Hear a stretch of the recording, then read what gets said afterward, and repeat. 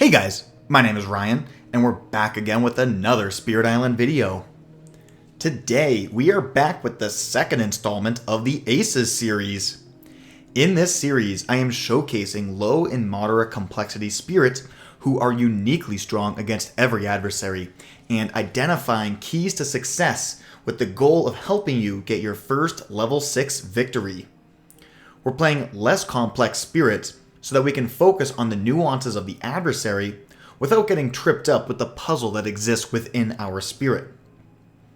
Today, we're taking a look at the Kingdom of Sweden. Alongside Prussia, Sweden is the most aggressive adversary at the start of the game. However, instead of going wide and attacking half the board on turn 1, Sweden goes tall. All the same power is concentrated on fewer lands. Generally, this is a bit easier to handle, but we cannot get too comfortable. Sweden starts with the most buildings on turn 1, and under the right circumstances, we can actually lose from the first ravage of the game. While Sweden is incredibly scary with its overwhelming ravages, it is largely generic otherwise. There is no steroid to help its explores or its build. In fact, there's only 2 ways that Sweden can accelerate beyond a generic adversary. First is through Mining Rush, Sweden 5. It says, when ravaging adds a blight to a land, it also adds a town to an adjacent land that does not have a building. And this does not trigger on a cascade.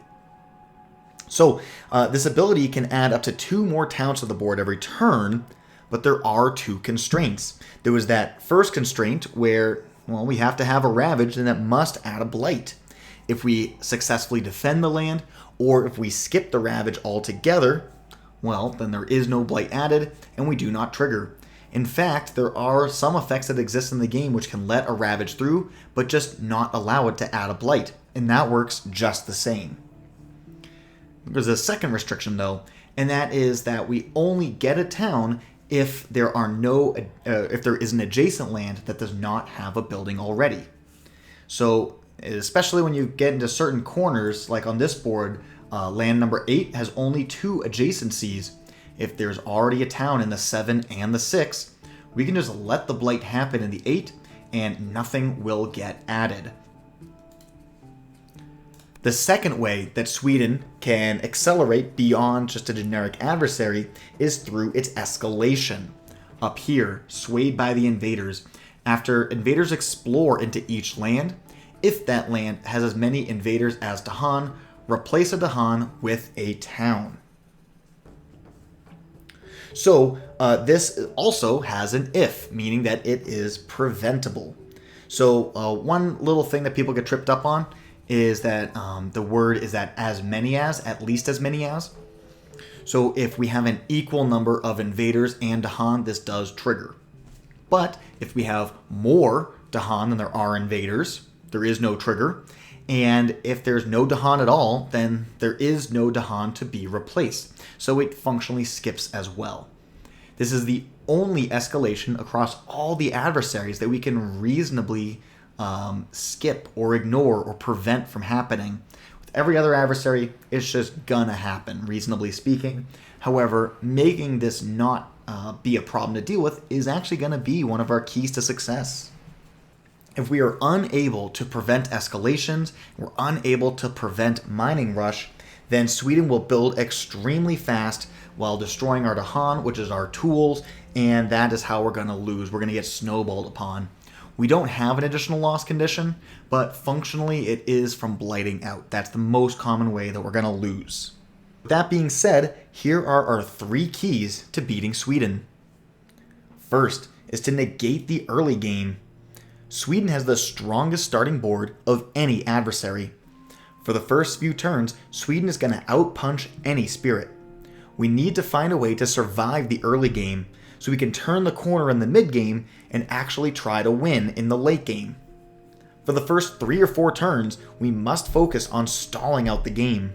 We need time to grow, and we cannot let Sweden grow too. We should invest our actions into preventing Sweden from blighting and escalating. It is not until turn 4 or 5 that we should pivot towards actually winning the game. Once we reach turn 4 or 5, we'll be strong enough that we can afford to let a random Ravage through if it means a bigger response somewhere else. Second, Dahan. Since Sweden accelerates the invader deck, the turn 2 Explore will be the first escalation. We have just 2 fast phases and 1 slow phase to move around invaders in Dahan to prevent this escalation from happening. Even if we cannot cover all potential explores, we should be able to get 3 lands covered on really any board, and that will make it most likely that we're going to avoid this escalation. It's quite common that you do get an escalation every game, and we can usually absorb that kind of pain, but if we get any more than 1, 2, 3 escalations, that is going to be devastating. 3. Skips. Sweden's buildings do extra damage and Ravage, so Dahan and defense strategies are less effective. We often need to invest multiple defend actions to fully protect a land. A Ravage skip is a much more efficient way of negating a built-up land. Since we do not care about gaining an early advantage, instead we just want to safely get to the mid and late game, Dahan counterattacks are not a crucial part of our strategy. It may sound like I'm beating the same drum over and over again, but Sweden is the glass cannon. It does exactly one thing, but it does it the best. If we can pull the rug out from underneath, Sweden's lack of resilience will be its downfall. So with that being said, today's ace is a spread of Rampant Green. I've been talking incessantly about the necessity to neuter Sweden's early game, and what better spirit to do that than Rampant Green? It isn't a power which makes green so effective, but is instead this special rule right here, choke the land with green. It says, whenever invaders would ravage or build in a land with your sacred site, you may prevent it by destroying one of your presence in that land. This means that we can set up sacred sites all around the board and keep sacrificing presence and skip ravages over and over and over again. It is very costly to do this, spending all of that presence, but it is absolutely worth it. If we're able to prevent them from getting any bigger than they would through generic means, then we can also grow and do quite well. Now, green's biggest weakness is a lack of a built-in win condition. If we max out our innates, we get 3 damage and 4 defend, neither of which is really a win condition. Destroying a town, and this can only defend and explore in a town, that's way too slow. We're going to have to draft into our solutions. We don't have a ton of energy to go for majors, but that is the direction we're going to have to go. So I picked this spirit to fully emphasize the importance of neutralizing Sweden and how unimportant an early path to victory is. If you don't like that kind of a playstyle and you'd rather play something different, some other good spirits that I would recommend would be Rising Heat of Stone and Sand, Many Minds move as 1, and Vengeance as a Burning Plague. So with that being said, let's see how Rampant Green does.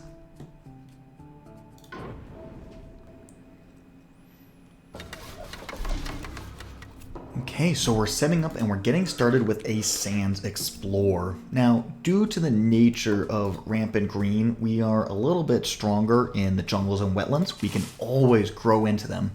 It's not that we can't go into the sands and the mountains, it's just that we can't do it easily. We can do it by taking this G2 and through our self-proliferations. So the fact that we're starting in the sands, and then we know that this card can't be a wetlands. If this was a mountains, we're guaranteed to get one of our strong lands as the next Explore. This could be a very difficult opening. But I'm not scared, and you shouldn't be either. I always like to open by taking G3 on turn 1, and then G2 on turn 2. So by gaining this power card, we'll see all the cards we're going to have available to us, and we can plan everything out for the next few turns. Okay, what do we have here?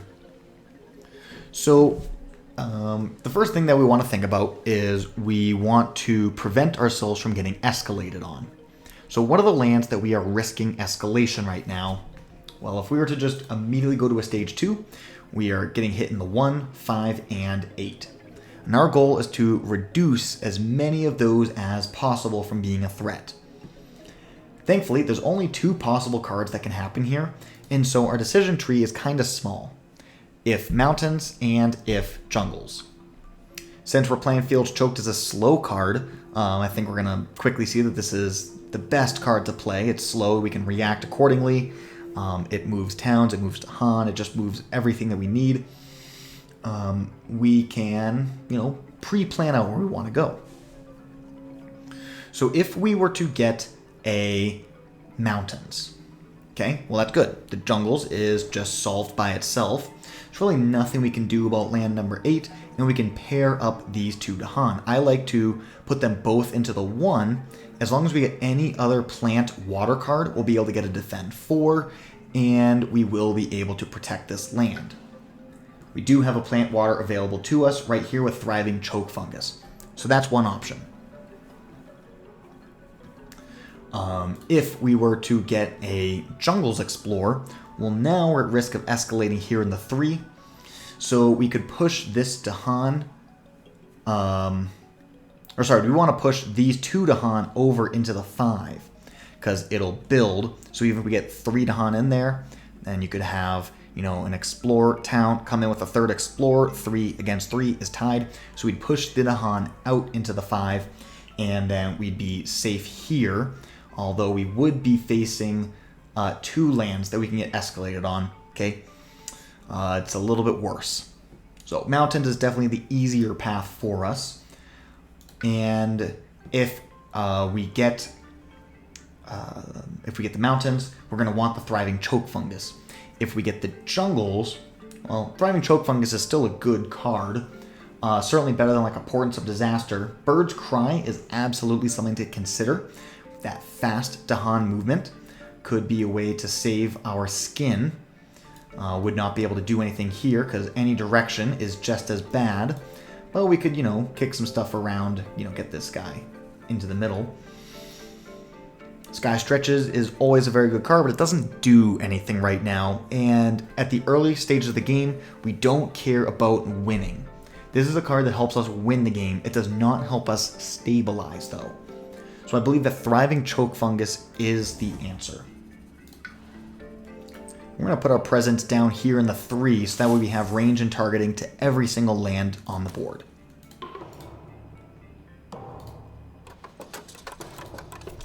We did get the mountains. This is the easier of the 2 options. So as we already talked about, we can bring these 2 Dahan together, defend by playing Choke Fungus, Stem, plus either one of these cards, and then we'll be in a nice and happy position. In order to, we could actually let the Blight through on the 6th, since every adjacent land has a town. We're not even going to get punished for it. And if we do that, we could make a Sacred Site by using a G2 and proliferating into 2. We'll have the 2 moons, and so we'll hit the 2 damage here, and we'll have a damage coming from Stem, so we can kill off this city, and as long as it doesn't explore, it's good, it's solved. So like I said, there's 2 ways that we can prevent the Mining Rush from punishing us, and this is the less common, less preferred, but equally viable option number 2, where you just have so much stuff on the board that Sweden has nowhere to go. If we go bottom here, we can make a Sacred Site just kind of out here in space. We'll play Gift of Proliferation. If this was a multiplayer game, we could do Overgrow and a Knight here. It would just delay Prolif 1 more turn. And the trick here is that as soon as we proliferate ourselves picking up this plant, we now get the last element that we need for 4 defense.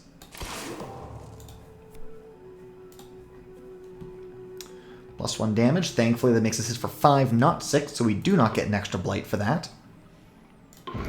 Free disease. It's nice. It doesn't make a big difference, though. Blight removal, always appreciated, especially because we're giving up a blight.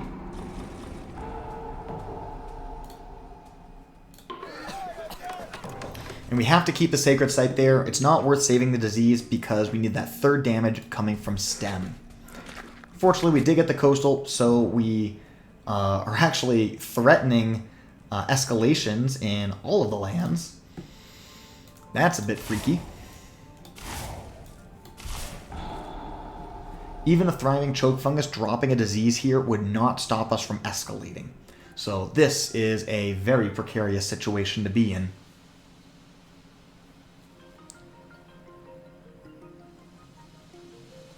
And since we have to invest actions into this mountain anyways, a clever idea could be to use like a thriving choke fungus on one of these lands. And then that Badlands would convert 3 damage into 4 damage, and we get to kill both towns, and that would protect us from an escalation here on the 8. That very well could be better. Protects us against an escalation, so things can't go from bad to worse.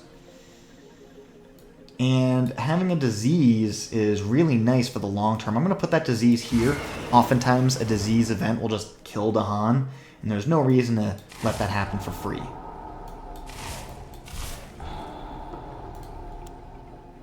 Planning on sacrificing a presence here. We will have to... We could either reclaim or draft into a solution for the 5. If we were to reclaim, though, we only have 2 card plays, so it would only be a defend 2. I don't think a reclaim gets us there. I do like to gain a major at this point in solo, because we really don't care about this Prolif anymore. And there's a lot of really strong majors, such as Walls of Rock and Thorn, which can do really good work for us. We could do Walls of Rock and Thorn, solve the 5, reclaim, Rock and Thorn again to solve the 3.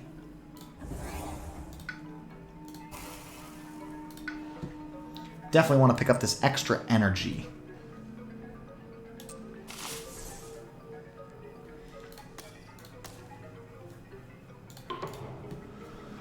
Okay, so if we're planning on sacrificing a presence, probably reclaim, do it again. So let's get an extra presence in this land.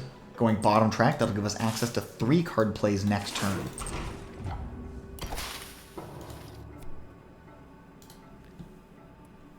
Bureaucrats adjust funding. We're in that little middle zone where nothing happens.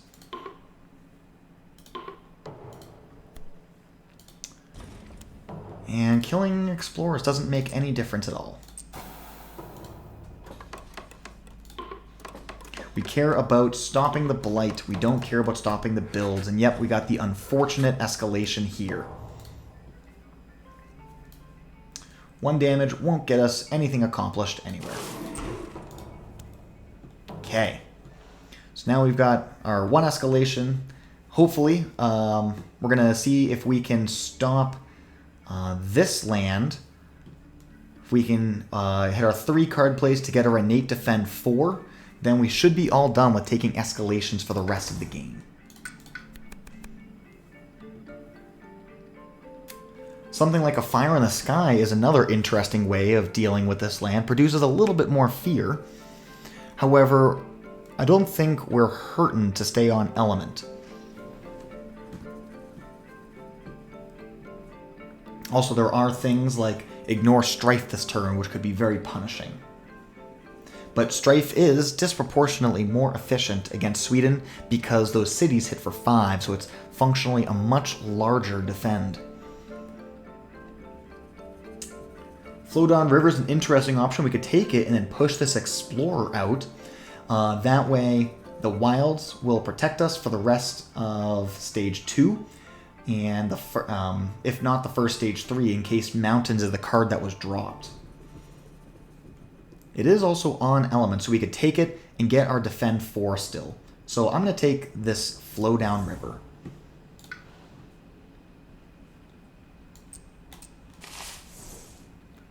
Okay, so we'll flow down river. Let's see. We're going to save this Walls of Rock and Thorn for land number 3. Hopefully we can leverage this Dahan for some amount of value. Also, we're a little shy on energy right now. We are not going to have Sacred Sites here, so we don't want to commit to something like a Stem.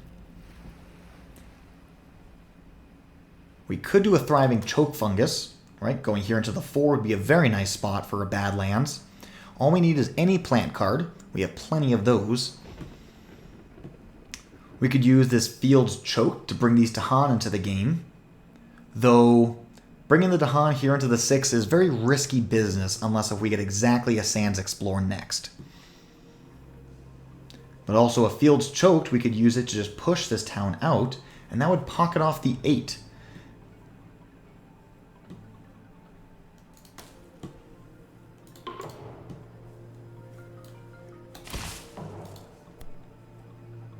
Cities do +2 damage. Thankfully, there's no city in this land.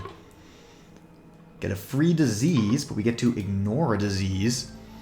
So this is always the most valuable in an empty land.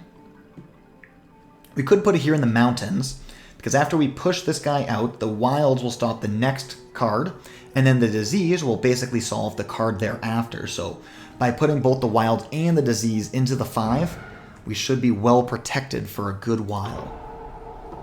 Though we can get into back-to-backs with the stage 3.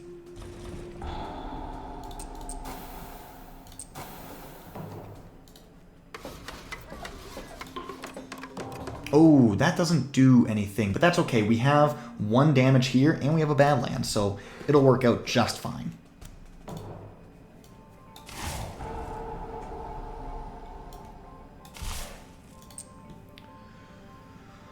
We'll put you out here.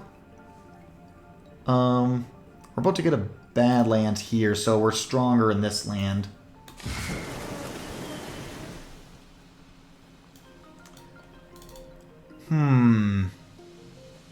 What to do with this Field's Choked? Could just push the town over here into the 4. That'll make it a 4 damage Ravage. We're most likely going to defend here, but this keeps it much more manageable. Also, if we just drop a presence in there with the Overgrow, we could just ping it twice. So now I think we're going to just spam this G3 every single turn. We got to keep that energy up. At only 3 energy a turn at max, we can't even play Walls of Rock and Thorn 2 turns in a row. But I'm very happy with this card, so we're going to stick with Miners for a minute. Voracious Growth, we have 2 big lands that are on element, or on terrain.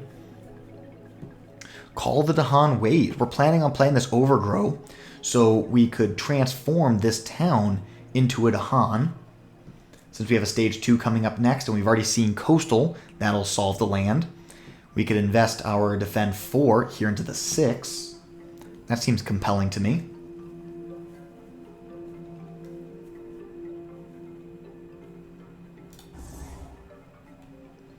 What were the other options? Sorry. Song of Sanctity. That doesn't do anything. Territorial Strife. Yeah, so Call of Dahan Waves versus Voracious Growth. I like Call of Dahan Waves a little bit better. At least it's better this single turn. And we always want to be thinking in the shortest terms possible. Do I want to play all of these cards? I think I'm happy with that.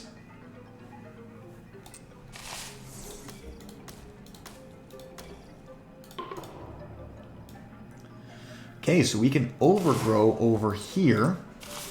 And this means that we have 2 innate damage to solve this one.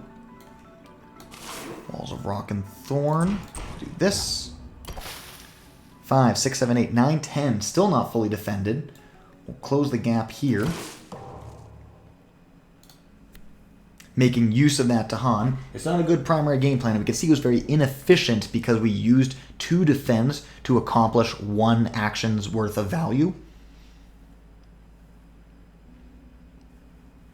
Ooh, Isolate will prevent it. That's a very useful Isolate. Take note, we're nearing the end of stage 2 and we're still in Terror level 1.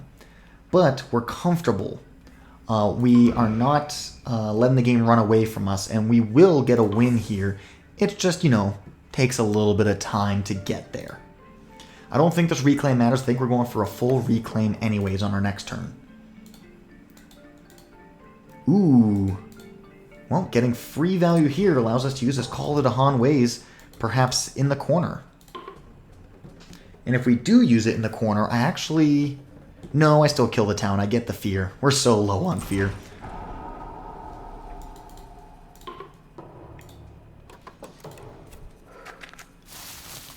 And there we go. Denies this one.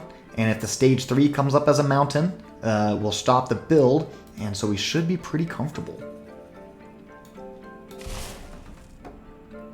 We have 2 damage plus this. Now, we could choose to invest all of this damage here. You know, we could kill the city. That does produce more fear, and we'll just defend the 6. But the benefit of killing the 6 is that we're going to pocket out the 8. There will be no source of explorers here. Shrinking the board will allow us to win the game more efficiently. So this could just be a wasted card, but it costs 0. It doesn't hurt. Or actually, we can just use it, sorry, we could use it to pick up a free town right here with these Badlands. Oh yeah, every time we kill a town, we add an adjacent one. That's unfortunate. Well, we'll just kind of push everything towards the coast. You know, in a way that could be beneficial because it just leaves more potential fear on the table for us to harvest later. Do we go for another major? This Flowdown River is generally not a great card. I mean, we could use it to pick up an Explorer out of the 1 of the 5 without having to invest our presence. If we were to pick a major, I always want to pre-plan what I'm going to forget. Call to the Han Ways is perfectly forgettable.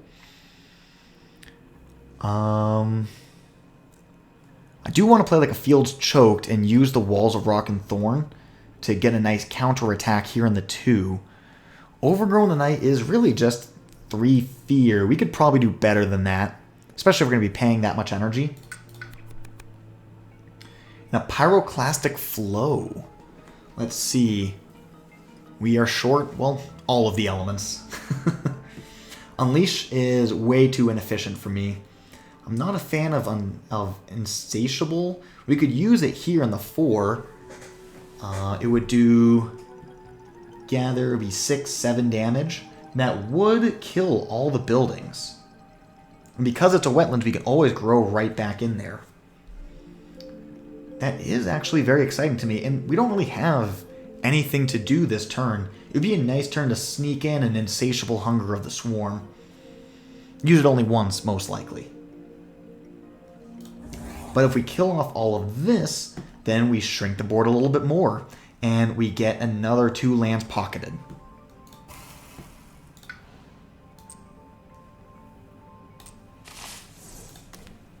That does burn all our energy, but that's okay.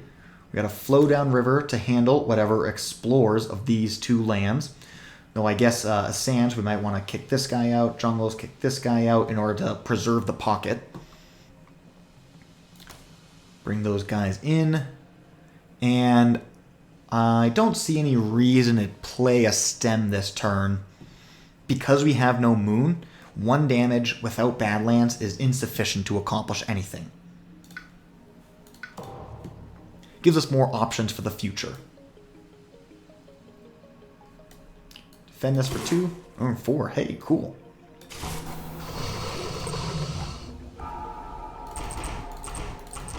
So what turn is this when we're finally doing a move that will actually help us win the game?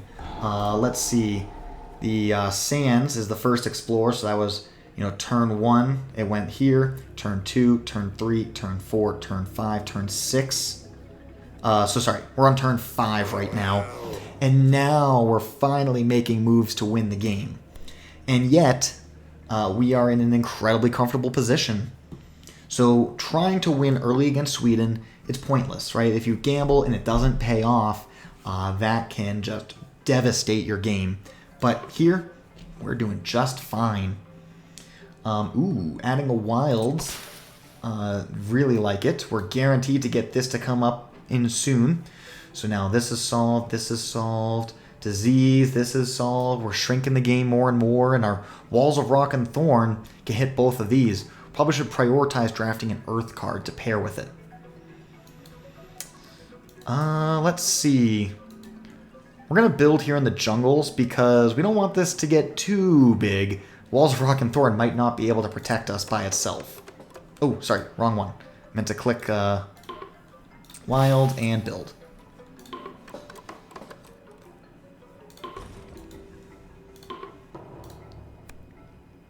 2 Strife in a land not matching a Ravage card. Well, any concerns I had about Walls of Rock and Thorn being insufficient is now alleviated.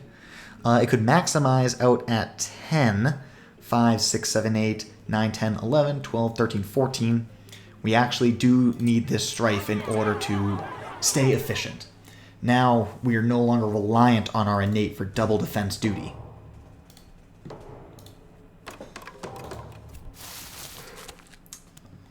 Right, only 1, 2... Yeah, there was a wild here, but, I mean, that really doesn't matter. I don't even know how that wild got there. But this is going to be solved, right? The disease prevents a build, and in fact, the beast, there's a lot of random events that'll kill that off.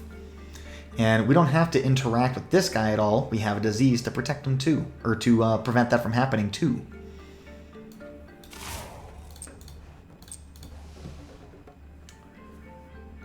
But that being said, we'll do this regardless. Just protect ourselves here. And we can always hit this with the Defend 2, even if it explores again, and then Beast can still efficiently handle it.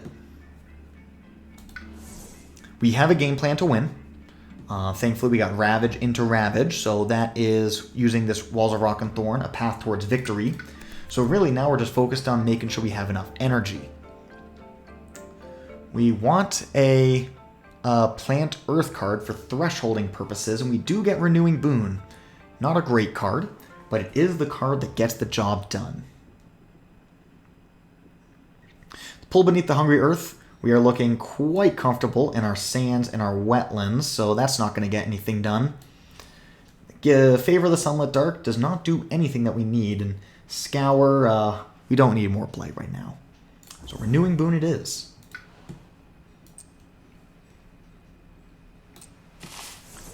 Thankfully, we can actually use this Renewing Boon to create sacred sites in the mountains and the sands. So we do have that flexibility. Since we did forget our card, which would drop presence into those terrains, the only way we can get there now is with a G2. And then Renewing Boon is good to help us create those sacred sites. Okay, I do want to preserve my energy. We're only getting 3 next turn if we reclaim. We need all of it for Walls of Rock and Thorn, so that's as much as I can afford. We cannot afford either of these.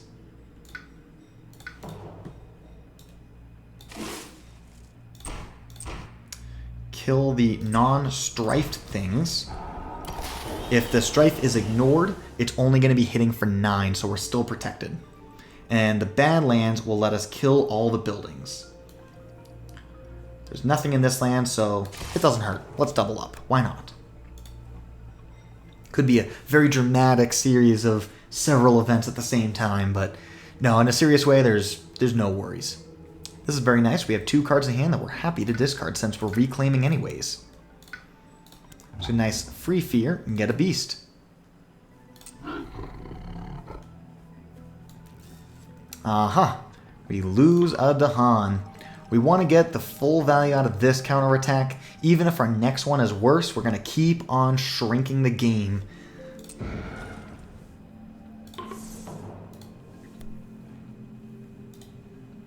There we go. We get to free town removal.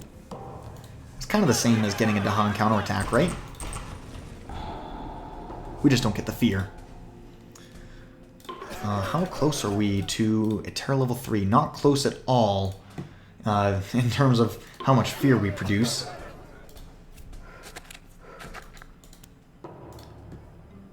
Okay. We can go here to make a sacred site. And this just to, just to look good. Thankfully, we did get a free energy from that previous event. And we actually could just play an Insatiable Hunger of the Swarm and just win the game on the spot. This would be very nice. It means that we're not reliant on dodging some kind of a dangerous card. And since we have played such a safe and secure game, we aren't even going to flip the Blight card. And there are Blight cards that add buildings to the board, so that could be really risky. But we have been playing nice, tight, and safe all game. We'll figure out the winning later. And Well, there we go. We have an insatiable hunger to pay off with.